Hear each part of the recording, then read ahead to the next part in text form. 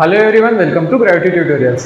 और ये हमारे fourth and the laws of motion का पार्ट नंबर 3 है। तो इस पार्ट में हम सेकंड लॉ ऑफ मोशन पढ़ने वाले हैं। तो चलिए जान लेते हैं कि इस पार्ट में हम क्या पढ़ेंगे पॉइंट बाय पॉइंट। तो पहले तो हमें पढ़ना है कि impact produce by object depends on mass and velocity. चलिए तो पहली स्टेटमेंट को समझ लेते हैं। न्यूटन ने जब ये फर्स्ट लॉ पढ़ा तो उन्हें तो ये तो पता चल गया बहुत अच्छे से कि बेसिक प्रॉपर्टी या फंडामेंटल प्रॉपर्टी इनर्शिया नाम की चीज हर एक ऑब्जेक्ट में होती है। पर उसके बाद भी उन्होंने एक नेक्स्ट लॉ रखा और इंपॉर्टेंस बताने के लिए।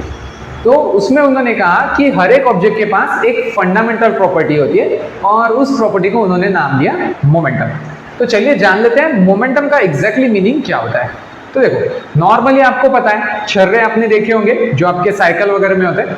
अगर वो कुछ स्पेसिफिक स्पीड से, मान लो 5 मीटर पर स्पीड से आके आपको टकराए, तो क्या आपको बहुत जोर से लगेगा? क्या मान लो हाथ से आके टकराए छर्रे 5 मीटर पर सेकंड की स्पीड से, किसी ने धीरे से आपकी तरफ थ्रो किया, तो क्या बहुत तेजी से आपके हाथ को लगेंगे? क्या नहीं, बहुत तेजी से तो नहीं लगेंगे, घाव तो नहीं पड़ेगा यहाँ पे।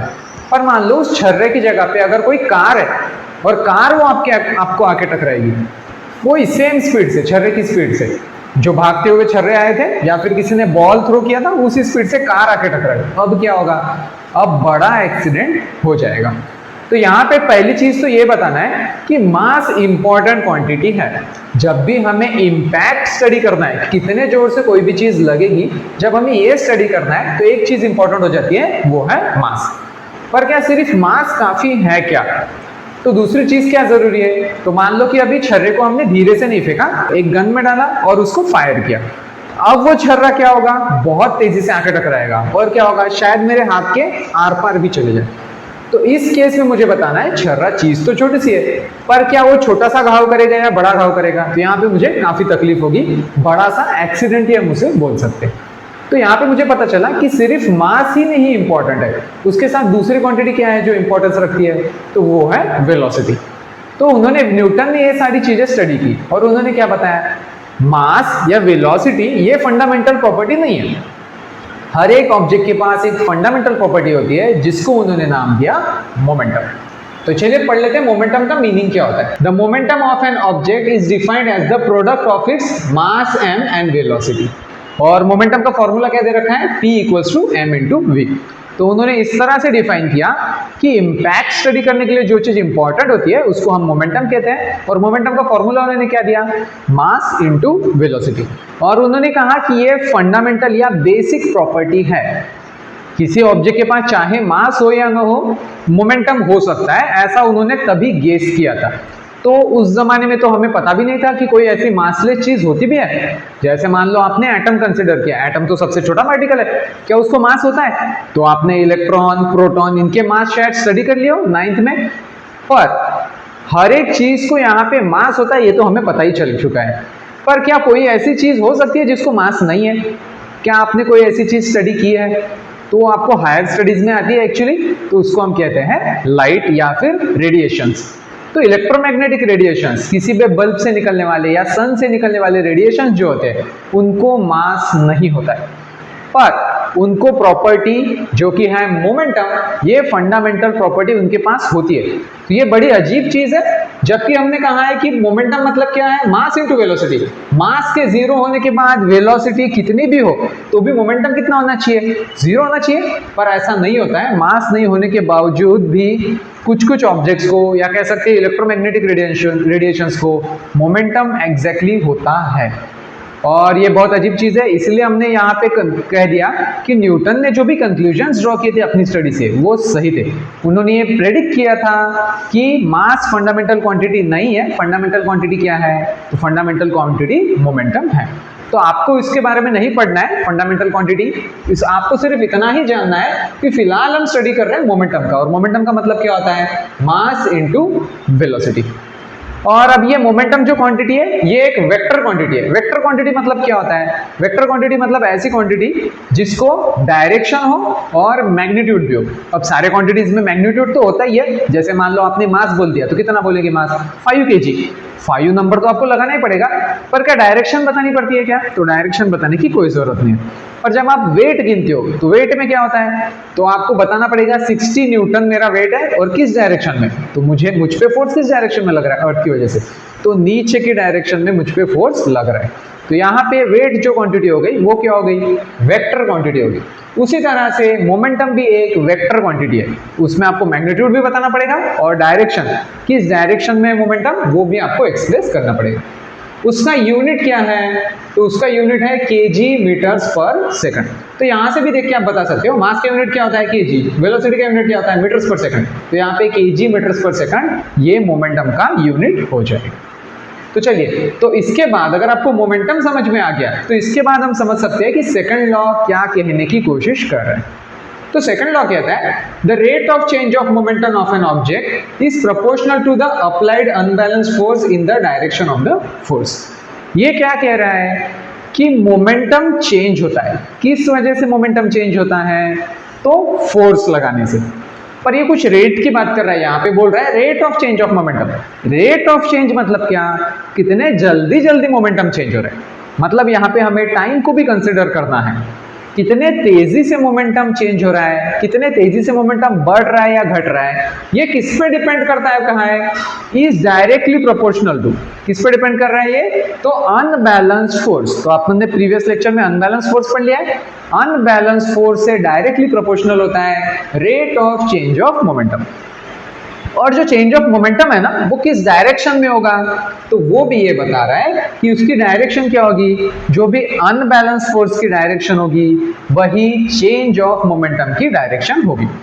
तो एग्जांपल के तौर पे समझ लेते हैं, जैसे देखो एक ऑब्जेक्ट है, एक ऑब्जेक्ट को आपने चला दिया, मान लो आपकी खिलौने वाली कार है, उसको आपने क्या कर दिया, यहाँ पे रोल कर दिया जमीन पे, वो जा रही है। उसका मास मान लो कुछ 100 ग्राम से, 100 ग्राम की कार जा रही है कुछ 10 की स्पीड से।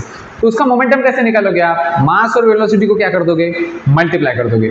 तो यहाँ पे 100 ग्राम्स मतलब 0.1 kg को आप 10 से मल्टीप्लाई कर दोगे तो 1 न्यूटन मीटर पर सेकंड, 1 kg मीटर पर सेकंड कुछ आपका मोमेंटम आ जाएगा। आपने क्या कर दिया, आप ऐसे कार चल रही थी, उसको आपने पीछे से धक्का दिया, किस डायरेक्शन में फोर्स लगाया, कार चल भी इस डायरेक्शन में रही थी, आपने फोर्स भी इसी डायरेक्शन में लगा। तो क्या होगा, उसका मोमेंटम क्या हो जाएगा, चेंज हो जाएगा। तो वो बोल रहा है कि ये चेंज जो है ना, मोमेंटम का चेंज जो है किस डायरेक्शन में हुआ, जिस डायरेक्शन में मैंने फोर्स लगाया। तो यहाँ पे पहले से मोमेंटम इस डायरेक्शन में था और मैंने इसी डायरेक्शन में फोर्स लगाया, मोमेंटम क्या हो जाएगा, बढ़ जाएगा। या फिर उसके उल्टा समझो, मान लो आपकी कार कुछ इस तरह से जा रही थी, खिलौने वाली कार, और आपने क्या किया, इस डायरेक्शन में थोड़ा सा फोर्स लगाया। अब उस छोटे से फोर्स के चलते क्या होगा, कार की स्पीड कम हो जाएगी, मतलब मोमेंटम क्या हुआ, चेंज हुआ। मोमेंटम बढ़ा इस कार का, पर किस डायरेक्शन में बढ़ा, इस डायरेक्शन में बढ़ा। पर पहले तो मेरा मोमेंटम इस डायरेक्शन में था, तो इस डायरेक्शन में बढ़ा, इसका मतलब क्या होगा, तो नेट बताओ तो एक्चुअल में मोमेंटम कम हुआ। तो मुझे यही बताना है कि पहले जो भी मोमेंटम था, इधर फोर्स लगाने के बाद मोमेंटम क्या हो जाएगा, पहले के कंपैरिजन में कम हो जाएगा।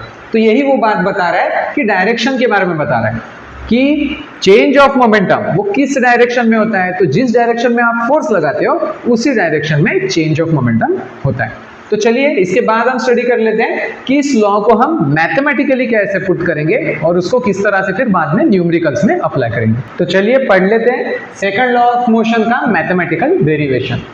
तो पहले तो यहाँ पे हम अपनी स्टोरी इस तरह से स्टार्ट कर रहे हैं कि हमने एक ऑब्जेक्ट कंसिडर कर लिया है जिसका मास मान लो कुछ m मास का ऑब्जेक्ट है। इनिशियली कुछ u वेलोसिटी से वो जा रहा है और फाइनली उसकी वेलोसिटी, क्योंकि हमने फोर्स लगाया, फोर्स लगाने की वजह से उसकी वेलोसिटी कितनी हो गई, फाइनल वेलोसिटी v हो गई है।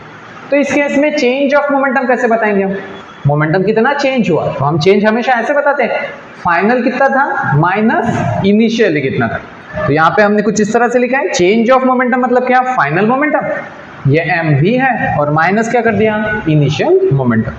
और यहाँ पे मुझे क्या चाहिए, इस लॉ के according the rate of change of momentum. मुझे चेंज ऑफ मोमेंटम नहीं चाहिए, रेट चाहिए उसका, कितने तेजी से हो रहा है। तो कितने तेजी से हो रहा है कैसे बताएंगे, तो टाइम से डिवाइड कर देंगे। Rate of change of momentum का मतलब क्या हो जाएगा, तो mv minus mu divided by t। अब वापस से पढ़ते हैं ये लॉ क्या कहता है, the rate of change of momentum of an object is proportional to the applied unbalanced force. ये किसके प्रोपोर्शनल होगा, जो भी फोर्स हमने अप्लाई किया है उसके प्रोपोर्शनल होगा। तो यहाँ पे हमने लिख दिया force is directly proportional to rate of change of momentum. वो यहाँ पे हमने फाइंड किया था, बस यहाँ पे हमने m को कॉमन ले लिया, v minus u by t। तो अब प्रोपोर्शनलिटी को इक्वल टू में कन्वर्ट करने के लिए क्या किस चीज की जरूरत पड़ती है, तो एक कांस्टेंट की। तो यहाँ पे लिख दिया हमने force equals to k m v minus u divide by t. और ये फॉर्मूला आपने देखा होगा, v minus u divided by t किस चीज का फॉर्मूला है, तो ये एक्सेलरेशन का फॉर्मूला है। तो यहाँ पे हमें मिल गया force equals to k M into ए, जहाँ पे के क्या है, कांस्टेंट है। तो यहाँ पे k की वैल्यू जो होती है ना, SI यूनिट में उसकी वैल्यू 1 ली जाती है। ये अलग अलग एक्सपेरिमेंट के तहत है, आपको इसकी वैल्यू की वजह नहीं जाननी है, बस आपको ये जानना है कि k की वैल्यू कितनी आती है, 1 आती है। ये एक्सपेरिमेंटल है। और यहाँ पे k की वैल्यू 1 आने की वजह से फोर्स का फॉर्मूला क्या हो जाएगा, फोर्स इक्वल्स टू ma।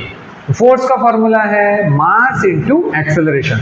ये फॉर्मूला आपको आगे के क्लासेस में भी कई बार आएगा, और ये इसी से डिराइव हो रहा है। कहाँ से आ रहा है ये, सेकंड लॉ ऑफ मोशन से, कि फोर्स का फॉर्मूला क्या है, मास इनटू एक्सेलरेशन। इसी फॉर्मूला का यूज करके हम वेट भी गिनते हैं, जिसका फॉर्मूला होता है weight equals to mass into acceleration due to gravity, mg। एक ही जगह पे हम g लगा देते हैं, बस उससे हमें फोर्स मिल जाता है। अर्थ कितना फोर्स लगा रही है किसी भी ऑब्जेक्ट पे, वो फॉर्मूला मिल जाता है। तो उसका रियल लाइफ एप्लीकेशन क्या है, ये जो हम यूज कर रहे हैं यहाँ पे सेकंड लॉ ऑफ मोशन, उसका रियल लाइफ एप्लीकेशन आप लोगों ने कहाँ देखा होगा, तो आपने देखा होगा जब भी कोई विकेट कीपर बॉल को कैच करने की कोशिश करता है, या फिर हाई बॉल अगर बहुत ऊपर से आ रहा है और उसको कैच करने की कोशिश करनी है, तो हम यहाँ पे उसको ऐसे नहीं पकड़ते। मान लो ऐसे बॉल आ रहा है तो एक ही जगह पे हम नहीं पकड़ते, कैसे करते हैं, बॉल की डायरेक्शन में हम उसको ऐसे पकड़ते हैं। ऐसा क्यों किया जाता है, ताकि कांटेक्ट टाइम क्या हो जाए, कांटेक्ट टाइम बढ़ जाए। और कांटेक्ट टाइम बढ़ जाएगा तो क्या होगा, तो यहाँ पे फॉर्मूला में मुझे दिख रहा है कि अगर यहाँ पे टाइम को बढ़ा दिया जाए तो फोर्स क्या हो जाएगा, कम हो जाएगा। तो आप ऐसे सोचो, मान लो आप बॉल बहुत ऊंचाई से आ रहा है और आपने उसको जगह पे पकड़ लिया, ऐसे पकड़ा एकदम, तो क्या हो जाएगा, आपके हाथ को काफी ज्यादा चोट लगेगी। क्यों, क्योंकि उस केस में कांटेक्ट टाइम जो था ना, वो बॉल आया और पट से आपने पकड़ लिया, टाइम क्या था कांटेक्ट का, बहुत कम था। और टाइम कम होने की वजह से यहाँ पे आप देख सकते हो फोर्स कैसा है, इनवर्सली प्रोपोर्शनल है। तो टाइम कम होने की वजह से फोर्स क्या होगा, बहुत ज्यादा फोर्स आपके हाथ पे लगेगा, झटका लगेगा आपके हाथ को। पर अगर आप बॉल को, आते हुए बॉल को ऊपर से कुछ इस तरह से पकड़ोगे, तब क्या हो रहा है, आपने टाइम उसको ज्यादा दिया, और फोर्स कैसा है, टाइम से वापसली इनवर्सली प्रोपोर्शनल है। तो यहाँ पे आपको दिखाई देगा कि जैसे आप टाइम बढ़ाओगे, उसको आराम से पकड़ोगे, तो क्या होगा, फोर्स आपके हाथ पे कम लगेगा, झटका कम लगेगा या झटका छोटा लगेगा, तो तकलीफ भी कम होगी। यहाँ पे और एक एग्जांपल भी है, जैसे आपने देखा होगा जो भी प्लेयर्स हाई जंप वगैरह करते हैं, उनको कहाँ पे गिराया जाता है, सॉफ्ट चीजों पे गिराया जाता है। क्यों, हार्ड चीज में भी वही प्रॉब्लम होता है, जब कोई चीज हार्ड चीजों से टकराती है तो कांटेक्ट टाइम क्या हो जाता है, कम हो जाता है। और हमें ये पता ही है कांटेक्ट टाइम कम होगा तो फोर्स क्या होगा, ज्यादा होगा, जंप से फोर्स लगेगा, तेजी से फोर्स लगेगा, और ये फोर्स पे क्या होगा, हमें झटके की तरह महसूस होगा। झटके को हम एक्चुअली इंपल्स कहते हैं, जो यहाँ पे आपको नहीं पढ़ना है, आगे के पार्ट्स में आपको आएगा, F × T, इंपल्स लगता है, जिसको हम झटका कहते हैं, झटका लगता है। पर अगर वही अब गद्दी जैसी चीज रही, वहां पे जंप किए तो क्या होगा, तो यहाँ पे जंप चाहे आप ऊपर से ही क्यों ना करो, आपको झटका नहीं लगेगा। क्यों, उस केस में आपके पैर धीरे धीरे नीचे जाएंगे, उसकी वजह से आपको झटका बहुत कम लगता है। जैसे मैं लाइव एग्जांपल दे दूं आपको, पहले जब हमारे घर का कंस्ट्रक्शन हो रहा था ना, तो यहाँ पे घर के कंस्ट्रक्शन के टाइम यहाँ पे सामने सैंड रखी हुई थी, मिट्टी रखी हुई थी। तो जहाँ पे मतलब सिर्फ ऊपर का छत तो डाला था, पर पूरा पैरापेट वॉल नहीं डाला था, तो मैं ऊपर के छत से यहाँ पे मिट्टी में कूदा करता था, तो पैर को उस वक्त झटका नहीं लगता था। क्यों नहीं लगता था, क्योंकि मैं मिट्टी पे कूदता था। और मिट्टी में कैसे होते हैं, एक जगह पे जाके एकदम रुक जाते क्या, नहीं, पैर आपके धीरे धीरे नीचे फंसते जाते, उसकी वजह से झटका नहीं लगता है। और अगर उसी की जगह मैं फर्श पे कूद जाता तो क्या होता, तो मेरे दोनों ही पैर आज काम नहीं कर रहे होते। ठीक है, तो यहाँ पे ये आप डे टू डे लाइफ से भी ये एग्जांपल समझ सकते हो कि फोर्स को कम करने के लिए हम कांटेक्ट टाइम क्या कर देते हैं, कम कर देते हैं, सॉफ्ट चीजों पे कूदने की कोशिश करते हैं। हमारे पैर भी वैसे ही काम करते हैं। अगर मान लो पैर के पीछे के पार्ट पे आप कूदोगे, जंप करोगे, तो बहुत बड़ा झटका लगेगा आपकी बॉडी को, इसीलिए हम आगे के पंजे पे कूदने की कोशिश करते हैं, ताकि ऐसे पूरे बॉडी को नीचे जाने के लिए ज्यादा टाइम मिले। ठीक है, तो ये उसी पे बेस्ड है। अभी देखो यहाँ पे हमें पढ़ना है कि फर्स्ट लॉ किस तरह से सेकंड लॉ से रिलेटेड है। तो देखो अगर फोर्स की वैल्यू 0 हो जाए तो क्या हो जाएगा, मास इंटू एक्सेलरेशन, फोर्स का मतलब क्या हो रहा है, मास इंटू एक्सेलरेशन, तो मास इंटू एक्सेलरेशन की वैल्यू कितनी हो जाएगी, 0। पर अभी हमने पढ़ा किसी भी एक्चुअल ऑब्जेक्ट का मास क्या 0 हो सकता है क्या, नहीं मास तो 0 नहीं हो सकता है। इसका मतलब क्या 0 हो जाएगा, अगर फोर्स 0 हो जाएगा तो एक्सेलरेशन भी 0 हो जाएगा। और ये हमने फर्स्ट लॉ में भी पढ़ा था कि अगर आप किसी भी ऑब्जेक्ट पे फोर्स नहीं लगाओगे तो उसकी वेलोसिटी क्या होगी, कंटिन्यू रहेगी, वेलोसिटी जो की त्यों रहेगी, सेम रहेगी, मतलब वेलोसिटी चेंज नहीं हो रही है, एक्सेलरेशन कितना है, 0 है। तो यहाँ पे भी हमने सेकंड लॉ से वापस से फर्स्ट लॉ को हमने कंफर्म कर लिया कि जब भी यहाँ पे फोर्स 0 होता है, एक्सेलरेशन मतलब चेंज ऑफ वेलोसिटी नहीं होती। इसीलिए फोर्स अगर नहीं लगेगा तो ऑब्जेक्ट जो वेलोसिटी से चल रहा था उसी वेलोसिटी से हमेशा चलता रहेगा। इसके डिटेल के लिए आपको वापस से फर्स्ट और सेकंड पार्ट को देखना पड़ेगा। तो यहीं पे ये पार्ट हम सेकंड लॉ ऑफ मोशन खत्म करते हैं। Thank you everyone.